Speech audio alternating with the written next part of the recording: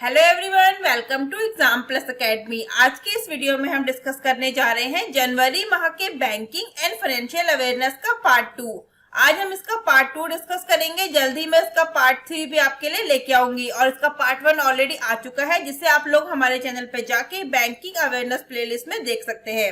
और ये वीडियो आपके आने वाले जो भी बैंक एग्जाम्स हैं उन एग्जाम्स के लिए काफी इंपॉर्टेंट रहने वाला है, इसलिए ये वीडियो को आप अंत तक जरूर देखें। मैं एक बार फिर बोलती हूँ, और इसका प्रीवियस पार्ट यानी इसका पार्ट 1 भी आप लोग हमारे चैनल पे जाके देख सकते हैं। और इस वीडियो की कंप्लीट पीडीएफ फाइल आप लोग हमारे लास्ट वीडियो यानी पार्ट 3 वीडियो से डाउनलोड कर सकते हैं।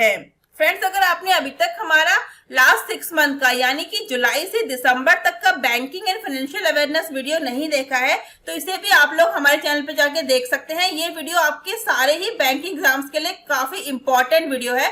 आप लोग इस वीडियो के बारे में और हमारे चैनल के बारे में आपके साथ जो अदर बैंकिंग एस्पिरेंट्स हैं उन लोगों को ज्यादा से ज्यादा बताइए, जिससे वो लोग अपनी तैयारी को और ज्यादा बेहतर कर सके।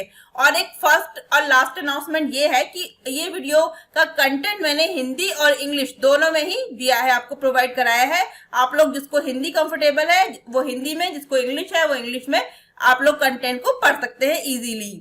तो चलिए शुरू करते हैं आज का सेशन। पहला क्वेश्चन है, the wellness themed credit card has been launched by which bank? यानी वेलनेस थीम्ड क्रेडिट कार्ड किस बैंक के द्वारा लॉन्च किया गया है, ये क्वेश्चन में पूछा गया है। तो क्या सही आंसर हो जाएगा? सही आंसर हो जाएगा option C, Yes Bank. Yes Bank के द्वारा लॉन्च किया गया है क्या? Wellness themed credit card.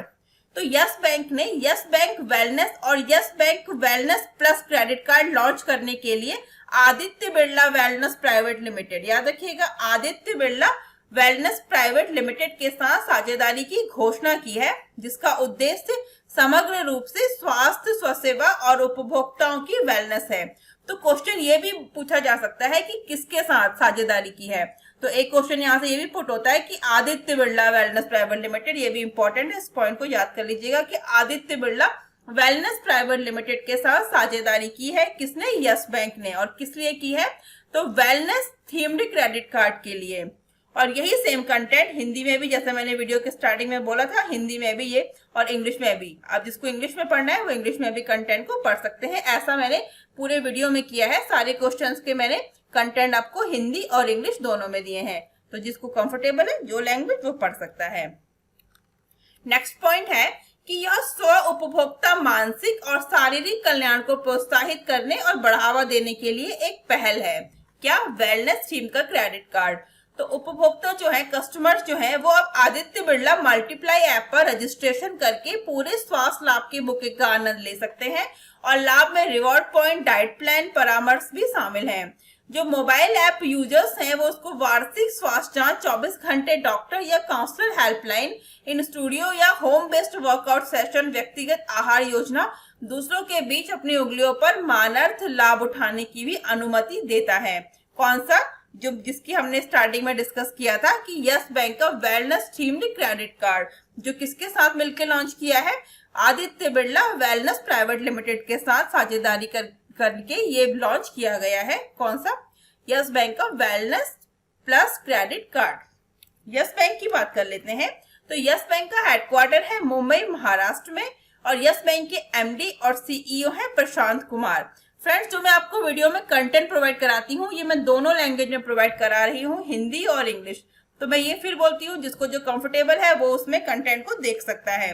और इस वीडियो के कंटेंट आप लोग जरूर से पढ़ के जाइएगा पीडीएफ डाउनलोड करने के बाद, या फिर वीडियो को पॉज करके, क्योंकि इस कंटेंट से भी काफी ज्यादा क्वेश्चन पुटअप होते हैं। जो प्रीवियस बैंकिंग क्वेश्चन जो एग्जाम्स हुए थे, जैसे एसबीआई एग्जाम्स हुआ था और वो आरआरबी का स्केल 2 एग्जाम हुआ था, तो कंटेंट जो मैंने प्रोवाइड करा था उससे भी काफी ज्यादा क्वेश्चंस पुटअप हुए थे। इसलिए कंटेंट में एक बार फिर बोल रही हूँ, जरूर से पढ़ के जाइएगा। नेक्स्ट क्वेश्चन पे चलते हैं। नेक्स्ट क्वेश्चन है, PM Modi has launched how many crore startup India seed fund? यानी पीएम मोदी ने कितने करोड़ रुपए का startup India seed fund launch किया है, ये क्वेश्चन में पूछा गया है। तो क्या सही आंसर हो जाएगा इसका? सही आंसर हो जाएगा 1000 crore. Option C is the right answer, 1000 crore रुपए का। तो प्रधानमंत्री नरेंद्र मोदी ने प्रारंभ स्टार्टअप इंडिया इंटरनेशनल समिट 2021 को संबोधित करते हुए 16 जनवरी 2021 को 1000 करोड़ रुपए का startup India seed fund launch किया है। इससे पहले नए स्टार्टअप स्थापित करने और उनकी वृद्धि को बढ़ावा देने में मदद मिलेगी। कितने का किया है? प्रधानमंत्री नरेंद्र मोदी ने प्रारंभ स्टार्टअप इंडिया इंटरनेशनल समिट को संबोधित करते हुए 16 जनवरी 2021 को 1000 करोड़ रुपए का startup India seed fund launch किया है। और यही सेम कंटेंट जैसा बोला था इंग्लिश में भी अवेलेबल है, आप लोग पढ़ सकते हैं। स्टार्टअप इंडिया सीड फंड अपने कारोबार को शुरू करने और विकसित करने के लिए शुरुआती पूंजी की जरूरत में स्टार्टअप का समर्थन करेगा और नवोदित उद्यमियों को नवीन विचारों को आगे बढ़ाने में मदद भी करेगा।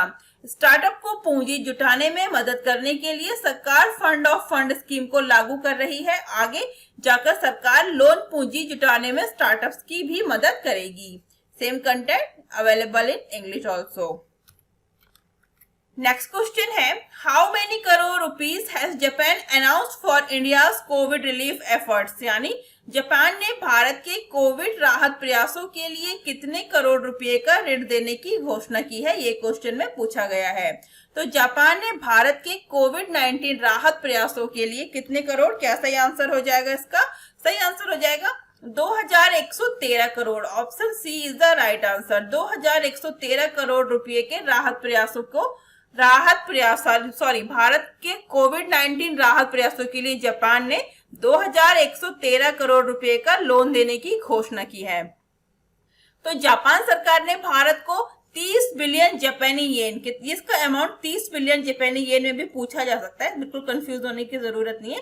30 बिलियन जापानी येन या फिर जिसको इंडियन रुपीज में बोलेंगे 2113 करोड़ रुपए या 30 बिलियन जापानी येन। तो जापान सरकार ने भारत को 30 बिलियन जापानी येन का विकास सहायता ऋण देने की घोषणा की है।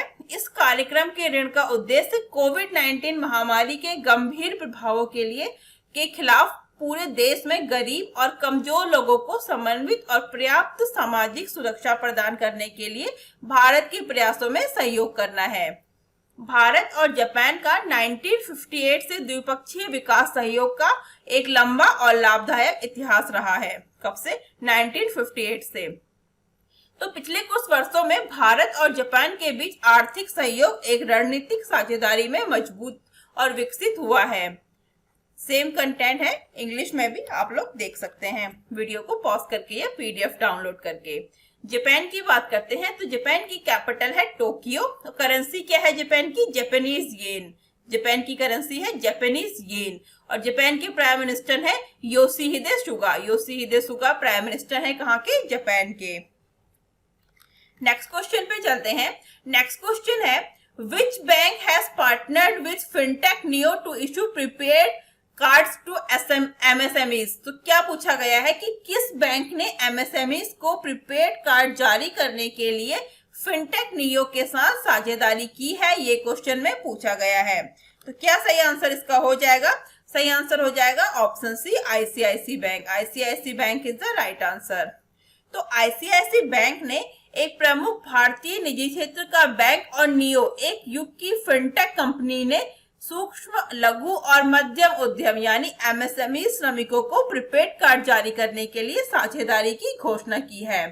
एमएसएमई अब अपने श्रमिकों के लिए वीजा द्वारा संचालित ICICI bank Neo Bharat payroll card प्राप्त करने में सक्षम होंगे। ICICI bank Neo Bharat payroll card याद रखिएगा, इंपॉर्टेंट है, ये प्राप्त करने में सक्षम होंगे एमएसएमई अपने श्रमिकों के लिए। सेम कंटेंट अवेलेबल है इंग्लिश में, आप लोग पढ़ सकते हैं।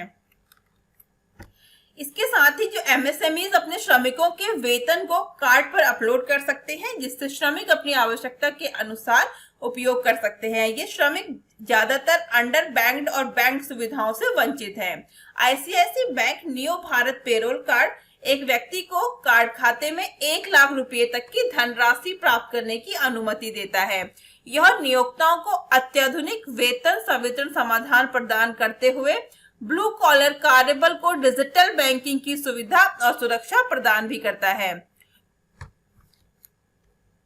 कोई भी एमएसएमई प्रीपेड कार्ड का उपयोग करने के लिए नियो के साथ साझेदारी कर सकता है। साझेदारी के बाद श्रमिकों को उनके कार्यस्थल पर ही कार्ड जारी किए गए, जबकि उनके केवाईसी सत्यापन बायोमेट्रिक डिवाइस का उपयोग करके साथ साथ किया जाता है।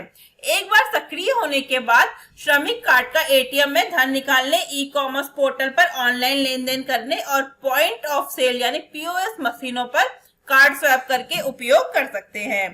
The same content is available here in English। आप ये पॉइंट जो मैंने हिंदी में पढ़ाए हैं ये इंग्लिश में भी यहाँ पे आप देख सकते हैं। आईसीआईसी बैंक की बात करते हैं तो आईसीआईसी बैंक का हेडक्वार्टर है मुंबई महाराष्ट्र में और आईसीआईसी बैंक के एमडी और सीईओ कौन है? संदीप बख्शी। और टैगलाइन क्या है? हम है ना ख्याल आपका आईसीआईसी बैंक का टैगलाइन है। नेक्स्ट क्वेश्चन पे चलते हैं। नेक्स्ट क्वेश्चन है With which of these FSS has joined hands to promote financial inclusion? यानी कि FSS ने वित्तीय समावेशन को बढ़ावा देने के लिए किसके साथ हाथ मिलाया है? ये क्वेश्चन में पूछा गया है। तो क्या सही आंसर हो जाएगा इसका? IPPB या option C is the right answer. What is the full form of IPPB? India post payment bank सही आंसर है। तो अग्रणी पेमेंट प्रोसेसर और एकीकृत भुगतान उत्पादों के प्रदाता financial software and systems, FSS. क्या फुल फॉर्म है एफएसएस का? Financial software and systems. Full form हो जाएगा एफएसएस का, फाइनेंशियल सॉफ्टवेयर एंड सिस्टम्स। तो एफएसएस ने वंचित और बैंक से छूटे हुए वर्गों के वित्तीय समावेशन को बढ़ावा देने के लिए इंडिया पोस्ट पेमेंट बैंक के साथ साझेदारी की है। तो ये कंटेंट आपके लिए अवेलेबल है, इंग्लिश में भी आप लोग देख सकते हैं।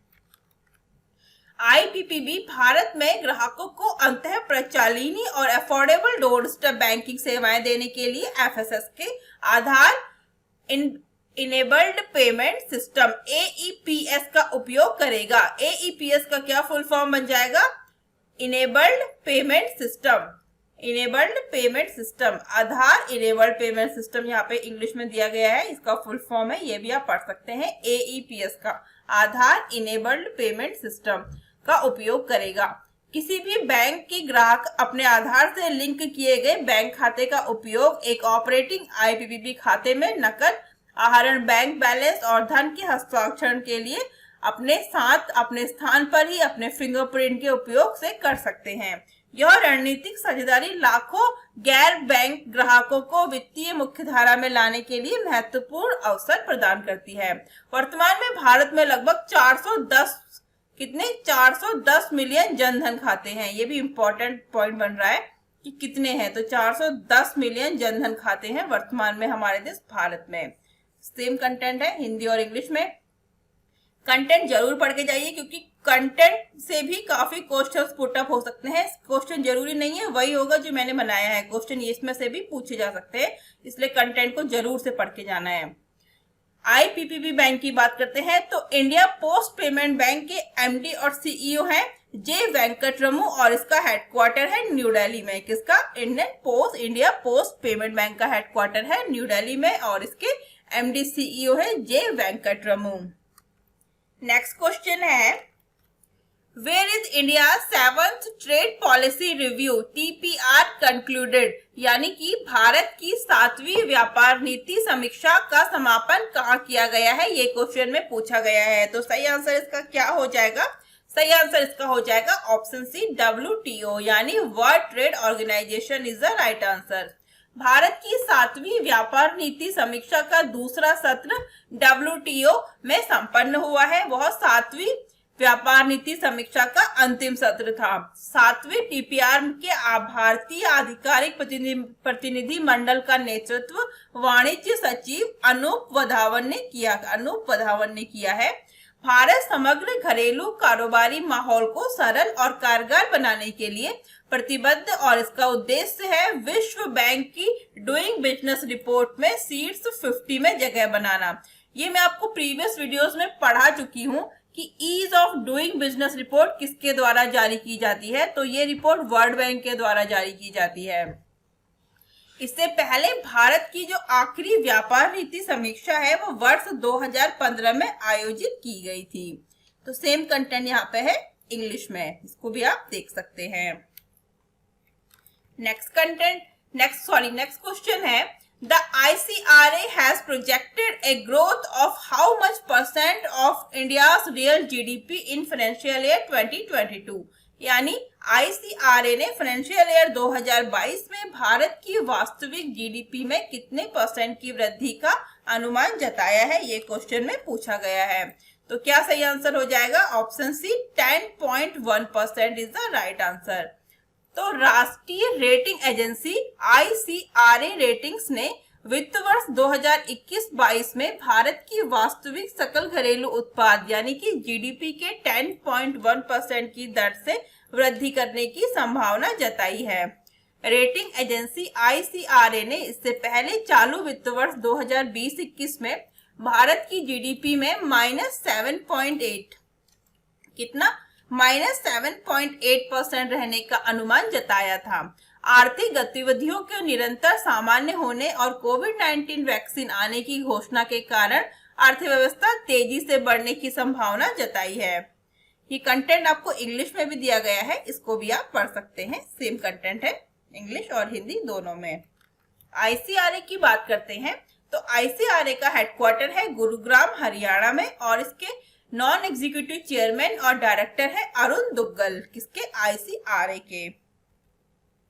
नेक्स्ट क्वेश्चन पे चलते हैं। नेक्स्ट क्वेश्चन है when will the union budget 2021 be presented, यानी कि केंद्रीय बजट 2021 कब पेश किया जाएगा, ये क्वेश्चन में पूछा गया है। तो सही आंसर क्या हो जाएगा? सही आंसर हो जाएगा 1 फरवरी 2021 को बजट जो है केंद्रीय बजट वो पेश किया जाएगा। और इस बार जो बजट है उसमें क्या विशेषता है? ये विशेषता है कि ये भारतीय इतिहास में पहली बार पेपरलेस बजट होगा। संसद में 1 फरवरी को पेश किया जाने वाला केंद्रीय बजट यानी कि यूनियन बजट 2021 मौजूदा कोरोना वायरस महामारी के मद्देनजर पूरी तरह से कागज रहित होने जा रहा है, यानी पेपरलेस बजट होगा। पहली बार होगा, याद रखिए, भारत के इतिहास में पहली बार यूनियन बजट जो है वो पेपरलेस होने जा रहा है। और ये कब पेश होगा? ये 1 फरवरी 2021 को पेश होगा। आजादी के बाद यह पहला मौका होगा जब बजट की कॉपी नहीं छपेगी। इस संबंध में केंद्र ने संसद के दोनों सदनों से अनुमति ले ली है। यह निर्णय कोविड-19 के संक्रमण के कारण लिया गया है क्योंकि करीब 100 कर्मचारी जो है 100 जो एम्प्लॉयज हैं वो इस प्रक्रिया से जुड़े रहते हैं, किसकी? बजट पेश होने की। जो बजट दस्तावेजों के प्रिंट होने, सील होने और बजट के दिन डिलीवर किए जाने तक करीब 15 दिन कैद रहते हैं। उन्हें बाहर जाने या किसी से बात करने की भी इजाजत नहीं होती है। तो इस वजह से कोरोना वायरस महामारी के मद्देनजर जो है वो पेपरलेस बजट प्रस्तुत होने जा रहा है भारत के इतिहास में पहली बार। कब? 1 फरवरी 2021 को। ये बजट जो है वो आमतौर पर मंत्रालय के प्रिंटिंग प्रेस में नॉर्थ ब्लॉक में छापे जाते हैं। इस वर्ष के बजट में कथित तौर पर पारंपरिक हलवा समारोह का आयोजन नहीं किया जाएगा अथवा इसे सीमित लोगों के समारोह के साथ समारोह आयोजित किया जाएगा। अब हलवा समारोह क्या है? तो हलवा समारोह जो है वो हर साल बजट से पहले वित्त मंत्रालय में हलवा समारोह का आयोजन होता है। इसे बजट से जुड़ी प्रक्रिया की औपचारिक शुरुआत माना जाता है। तो ये जो कंटेंट है ये आपके लिए इंग्लिश में भी अवेलेबल है। आप लोग PDF डाउनलोड करके ही इस कंटेंट को पढ़ सकते हैं या फिर वीडियो को पॉज करके।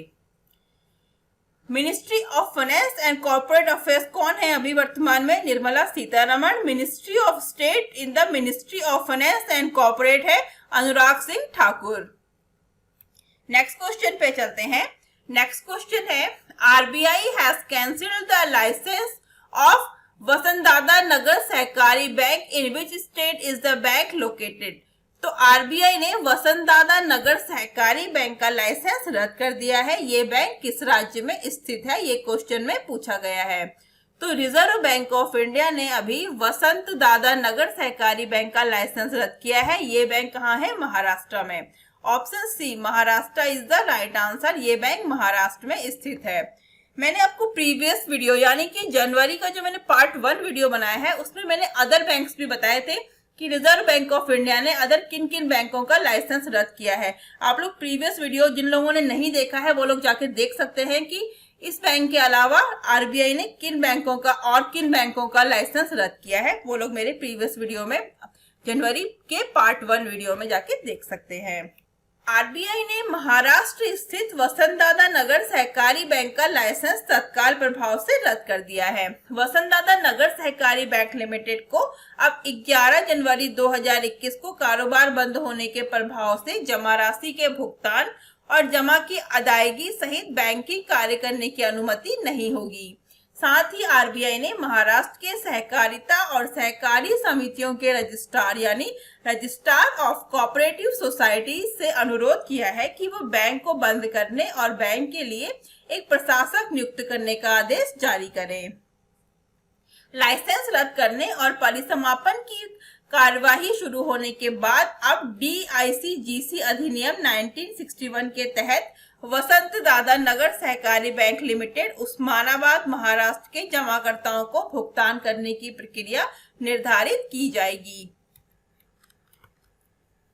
तो प्रत्येक जमाकर्ता है वो डीआईसीजीसी से कितना 50,000 रुपये तक की अपनी जमा राशि के पुनर्भुगतान का हकदार होगा। बैंक के 99% से अधिक जमाकर्ताओं को डीआईसीजीसी से अपनी जमा राशि का पूर्ण पुनर्भुगतान मिलेगा। ये कंटेंट आप लोग इंग्लिश में भी पढ़ सकते हैं। जिनको हिंदी में पढ़ने में दिक्कत है, हिंदी में उनको समझ नहीं आता, वो इसको इंग्लिश में पढ़ सकते हैं। तो deposit insurance and credit guarantee corporation का एस्टेब्लिशमेंट कब हुआ था? 1978 में, और उसके चेयरमैन है माइकल डिबात्रा पात्रा, जो डेप्यूटी गवर्नर है आरबीआई के। एमडी पात्रा इनका शॉर्ट में नाम है। और इसका हेडक्वार्टर कहाँ पे है? मुंबई महाराष्ट्र में। रिजर्व बैंक का हेडक्वार्टर भी है मुंबई महाराष्ट्र में। और रिजर्व बैंक की स्थापना हुई थी 1 अप्रैल 1935 को। और इसके गवर्नर है शक्तिकांत दास।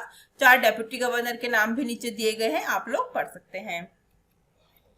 नेक्स्ट क्वेश्चन पे चलते हैं। नेक्स्ट क्वेश्चन है, how many crore rupees has been find by the RBI for violating rules of Deutsche bank?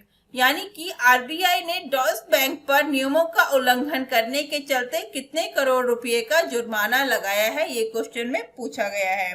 तो क्या सही आंसर हो जाएगा? इसका सही आंसर हो जाएगा ऑप्शन सी, 2 करोड़ रुपए। Option C is the right answer.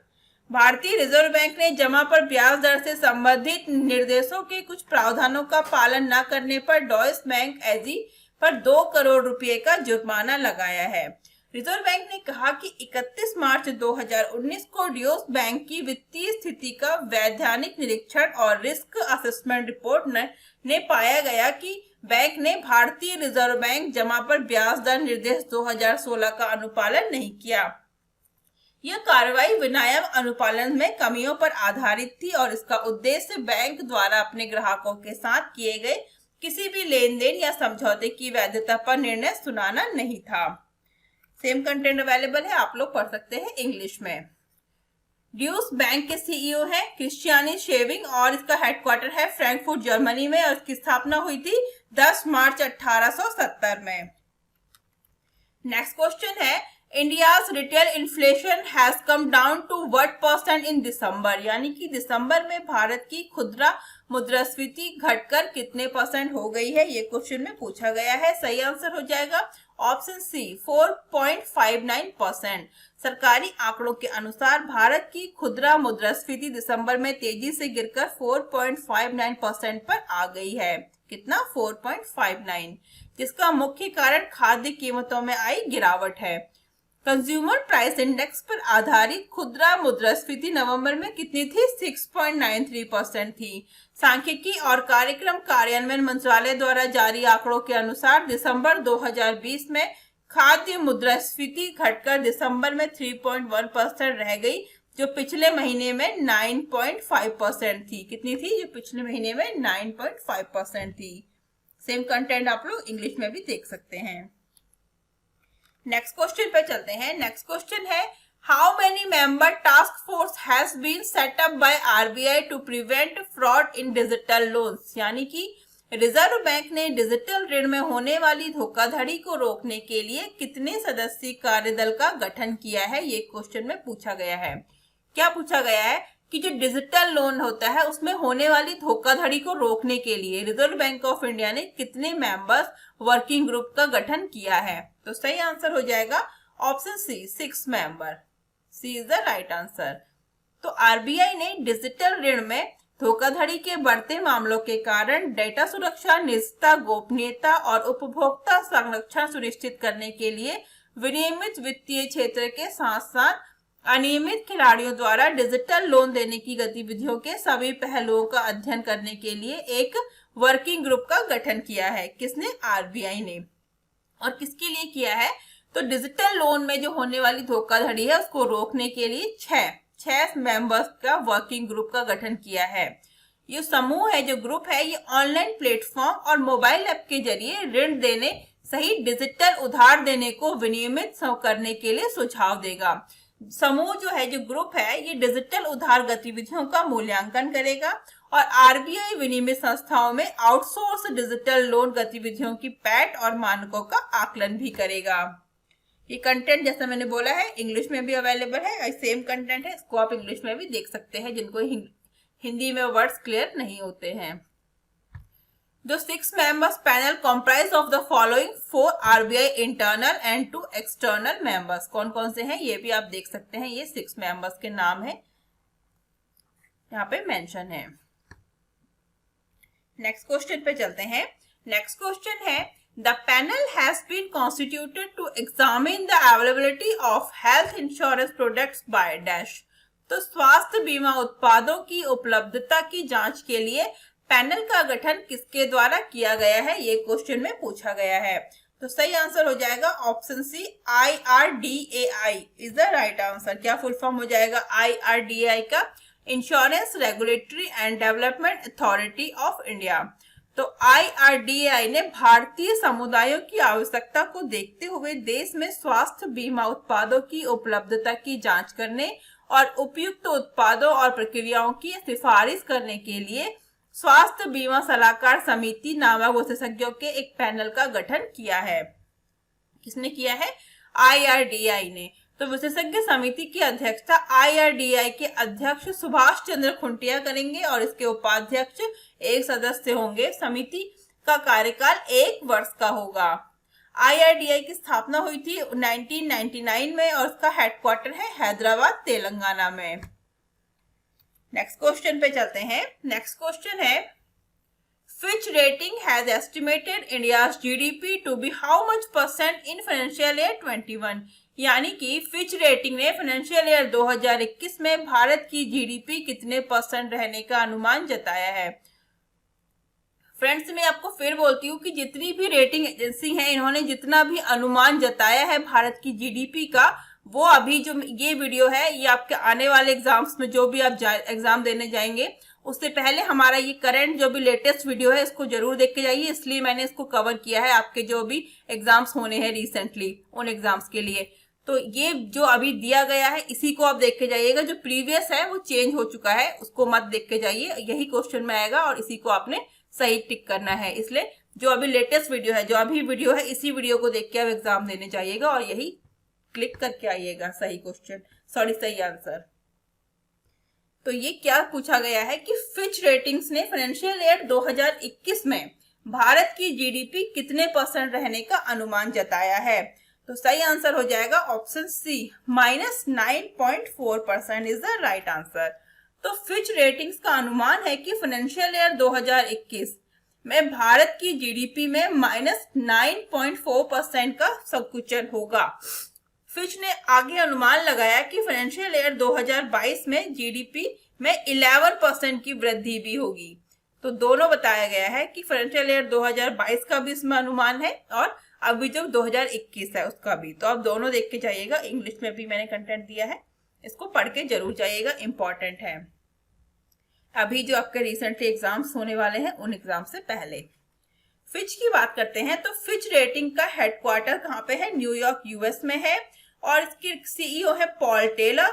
और फिच रेटिंग के फाउंडर कौन है? जॉन नोल्स फिच, और इसकी स्थापना हुई थी 1914 में। नेक्स्ट क्वेश्चन पे चलते हैं। नेक्स्ट क्वेश्चन है, BofA securities has estimated India's GDP to be how much % in financial year 21।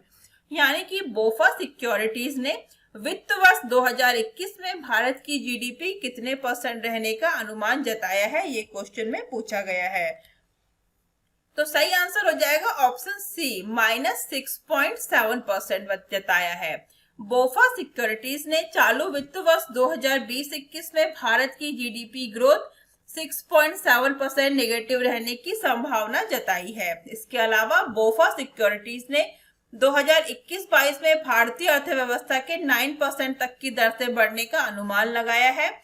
यदि आगामी वित्तीय वर्ष की पहली छमाही तक वैक्सीन वितरण किया जाता है और यदि वितरण 21-22 की दूसरी छमाही में देरी होती है तो सकल जीडीपी में 6% की तक दर से वृद्धि की उम्मीद भी जताई है। किसने? बोफा सिक्योरिटीज ने। ये same content is in English. बोफा securities की बात करते हैं तो बोफा सिक्योरिटीज का हेडक्वार्टर है न्यूयॉर्क यूएस में और इसका पेरेंट ऑर्गेनाइजेशन है बैंक ऑफ अमेरिका। कौन सा है? बैंक ऑफ अमेरिका इसका पेरेंट ऑर्गेनाइजेशन है बोफा सिक्योरिटीज का। बोफा सिक्योरिटीज की स्थापना हुई थी 1 जनवरी 2009 में और इसकी सीईओ कौन है? Brian T Moynihan. कौन है? Brian T मोहनियान।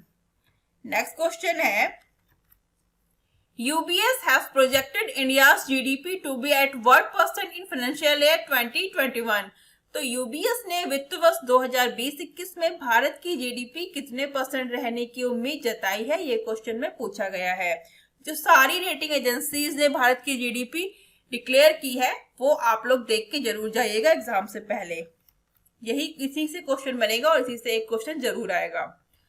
तो इसका सही आंसर हो जाएगा -7.5%। Option C is the right answer. तो Swiss brokerage firm UBS investment bank ने मार्च में समाप्त होने वाले चालू वित्त वर्ष 2020-21 में भारतीय अर्थव्यवस्था के 7.5% निगेटिव रहने का अनुमान जताया है। हालांकि यूबीएस ने आगामी वित्त वर्ष 2022 में भारतीय अर्थव्यवस्था के उभरकर 11.5% की दर से वृद्धि की संभावना भी जताई है। इसके अलावा वित्त वर्ष 2023 में जीडीपी की वृद्धि 6% पर स्थिर होने की भी उम्मीद जताई है। किसने? यूबीएस ने। इस पिक्चर में हम देख सकते हैं यह है यूबीएस का लोगो और कंटेंट आपके लिए इंग्लिश में भी अवेलेबल है। नेक्स्ट क्वेश्चन है, Nomura has projected a decline of up to % in India's GDP in financial year 2021। यानी कि नोमुरा ने वित्त वर्ष 2021 में भारत की जीडीपी में कितने % तक की गिरावट का अनुमान लगाया है? सही आंसर हो जाएगा option C, -6.7% is the right answer. तो जापानीज ब्रोकरेज फर्म है क्या? नोमुरा। तो जापानी ब्रोकरेज नोमुरा ने चालू वित्त वर्ष 2020-21 के लिए जारी भारत की जीडीपी पूर्वानुमान को संशोधित करके 6.7% निगेटिव रहने की उम्मीद जताई है। इसके अलावा नोमुरा ने वित्त वर्ष 2021-22 में भारत की जीडीपी के 13.5% की दर से वृद्धि का भी अनुमान लगाया है।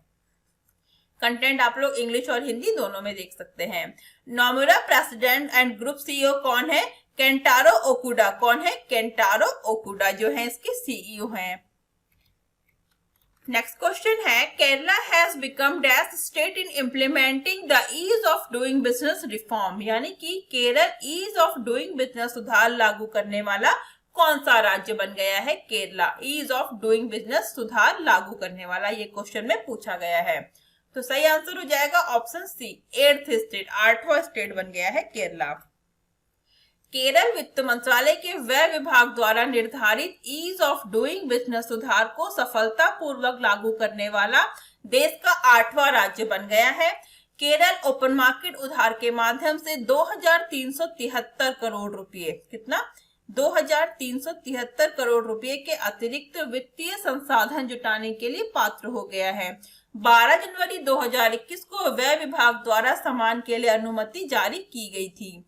केरल अब आंध्र प्रदेश, कर्नाटक, मध्य प्रदेश, ओडिशा, राजस्थान, तमिलनाडु और तेलंगाना जैसे 7 अन्य राज्यों में शामिल हो गया है जिन्होंने इस सुधार को लागू किया है। व्यापार करने में आसानी और को सुगम बनाने वाले सुधारों को पूरा करने पर इन 8 राज्यों को 23,149 करोड़ रुपए की अतिरिक्त उधार अनुमति दी गई है। ये कंटेंट आप इंग्लिश में भी देख सकते हैं और इनको भी मैंने पॉइंट्स के साथ इंग्लिश में भी दिया है। केरला की बात करते हैं तो केरला के सीएम है पिनाराई विजयन, राज्यपाल है, गवर्नर कौन है? आरिफ मोहम्मद खान केरला के गवर्नर है। केरला का कैपिटल क्या है? तिरुवनंतपुरम। नेक्स्ट क्वेश्चन है, what position has India's ranked in breakout economies, यानी कि ब्रेकआउट इकोनॉमीज में भारत कौन से स्थान पर रहा है, ये क्वेश्चन में पूछा गया है। तो क्या सही आंसर हो जाएगा? ऑप्शन सी, फोर्थ, चौथे स्थान पर रहा है Bharat. Tufts universities Fletcher school ने मास्टर कार्ड के साथ साझेदारी में तैयार किए डिजिटल इवोल्यूशन स्कोर कार्ड के तीसरे संस्करण में तेजी से डिजिटल बन रहे भारत को ब्रेकआउट इकोनॉमीज में चौथा स्थान दिया गया है। चीन ने ब्रेकआउट अर्थव्यवस्था समूह में देशों में शीर्ष पर है, जो मुख्य रूप से तेजी से बढ़ती मांग और नवाचार के संयोजन के कारण डिजिटल रूप से विकसित है। इसमें इंडोनेशिया तीसरी रैंक पर है और भारत जो है वो चौथे नंबर पे है। हमारा देश भारत ने और इंडोनेशिया ने चौथे और तीसरे पर डिजिटल गति को बढ़ाते हुए इनका प्रदर्शित किया गया है, जो कि कोविड, आर्थिक सुधार और दीर्घकालिक परिवर्तन दोनों के लिए तेजी से डिजिटल होने की क्षमता को दर्शाया गया है। ये सेम कंटेंट है, आप लोग इसको इंग्लिश में भी देख सकते हैं। नेक्स्ट क्वेश्चन है, what is the rank of India in Henley passport index 2021, यानी कि हेनली पासपोर्ट इंडेक्स 2021 में भारत को कौन सा स्थान मिला है, ये क्वेश्चन में पूछा गया है। सही आंसर क्या हो जाएगा? Option C, 85, 85th is the right answer. Henley and Partners द्वारा हेनले पासपोर्ट इंडेक्स 2021 जारी किया गया है, जो international air transport association IATA प्राप्त आंकड़ों पर आधारित है। किस पर? International air transport association IATA प्राप्त आंकड़ों पर आधारित है। क्या? Henley passport index 2021। नवीनतम रिपोर्ट के अनुसार 2021 के लिए हेनले पासपोर्ट सूचकांक में वीजा फ्री स्कोर 58 के साथ भारत को 110 देशों में से 85वें स्थान पर रखा गया है। हमारे देश भारत को कितने? 110 देशों में से। यह सूचकांक दुनिया के सबसे पावरफुल पासपोर्ट की रैंकिंग प्रस्तुत करता है। जो दुनिया के सबसे पावरफुल पासपोर्ट है उनकी रैंकिंग ये प्रस्तुत करती है। ये रिपोर्ट दी गई है हेनले पासपोर्ट इंडेक्स, और इसमें हमारे देश भारत को कौन सा स्थान मिला है? 85, 85th। इस जो जरिए पासपोर्ट धारक बिना वीजा के प्रवेश कर सकते हैं।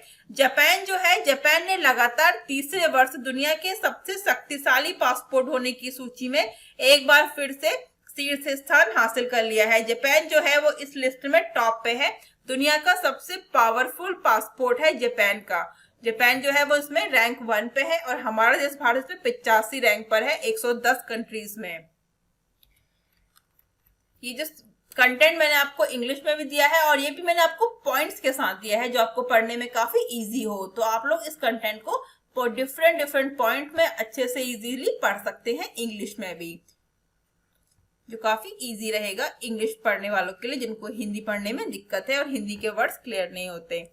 तो जापानी जो नागरिक हैं वो 191 देशों में बिना वीजा के जा सकते हैं। 191 देशों में जा सकते हैं जापानीज, क्योंकि जापान ने इसमें रैंक 1 हासिल की है। दूसरे स्थान पर कौन है?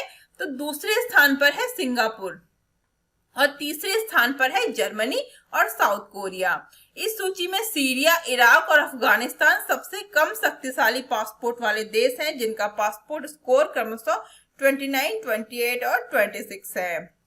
इंटरनेशनल एयर ट्रांसपोर्ट एसोसिएशन की बात करते हैं तो इसका हेडक्वार्टर है मॉन्ट्रियल, कनाडा में, और इसकी स्थापना कब हुई थी? 19 अप्रैल 1945 में। और इसके लीडर कौन है? इंटरनेशनल एयरपोर्ट ट्रांसपोर्ट एसोसिएशन के लीडर है विलियम एम वॉल्श। कौन है? William M Walsh.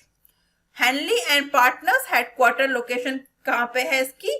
London, UK में है। और इसकी जो स्थापना हुई थी वो हुई थी 1997 में। और हेनली एंड पार्टनर्स के चेयरमैन है क्रिश्चियन कैलिन। कौन है? Christian Kaelin. और इसके सीईओ है जॉर्ज स्टेफन। जॉर्ज स्टेफन जो है वो इसके सीईओ है किसके? हेनली एंड पार्टनर्स के।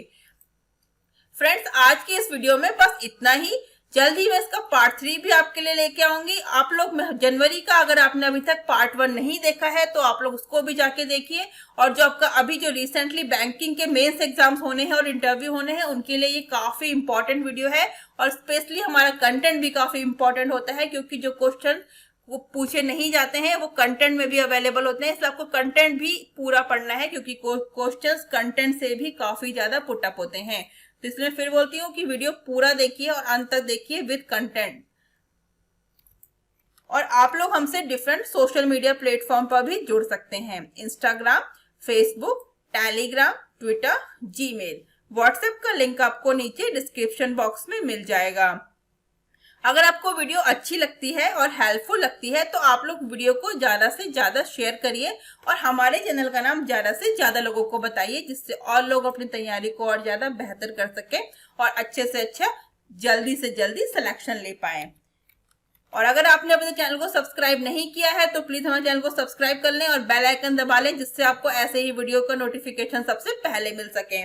जल्दी ही मिलते हैं हमारे नेक्स्ट वीडियो में। आज के लिए बस इतना ही। Thank you, thanks for watching.